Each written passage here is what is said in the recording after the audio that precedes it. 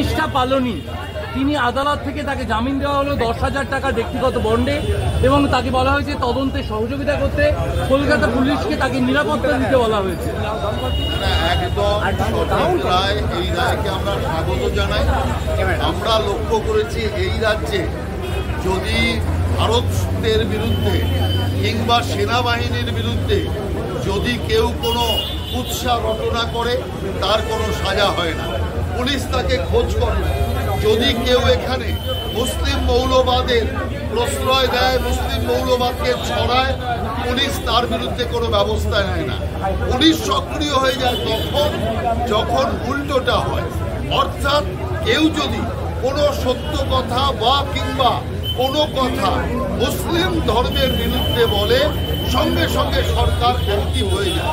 সরকারের রোল তো নিরপেক্ষ হওয়া উচিত, কিন্তু সরকার সেই নিরপেক্ষ দৃষ্টিকোণ দেখাতে পারছে না।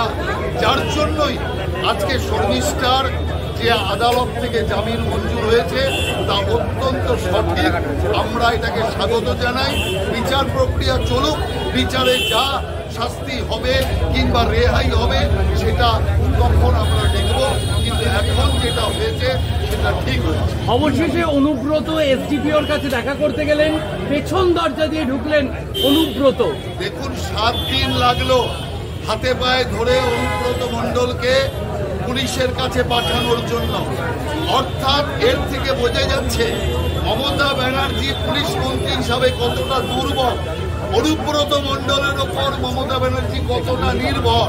কারণ নির্বাচনের আগে অনুব্রত মণ্ডলকে ঘাটাতে মমতা ব্যানার্জি সাহস পায়নি, যার জন্য পুলিশ প্রশাসনের অপমান হোক, কিন্তু অনুব্রত মণ্ডলের সম্মান থেকে তৃণমূল কংগ্রেস বীরভূম কেন্দ্র থেকে বেঁচে থাকুক।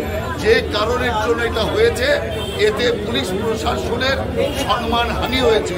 অনুব্রত মণ্ডলকে ব্যবস্থা নেওয়া উচিত, গ্রেপ্তার করা উচিত, তাকে সাধ্য সাধনা করে 7 দিন বাদে তাকে দেখা করা, এটা আমি মনে করি পুলিশ এবং প্রশাসনের চরম অপমান বলে আমার মনে হয়। পেহেলগাম কাণ্ড নিয়ে অবশেষে পশ্চিমবঙ্গ বিধানসভায় বিশেষ আলোচনা।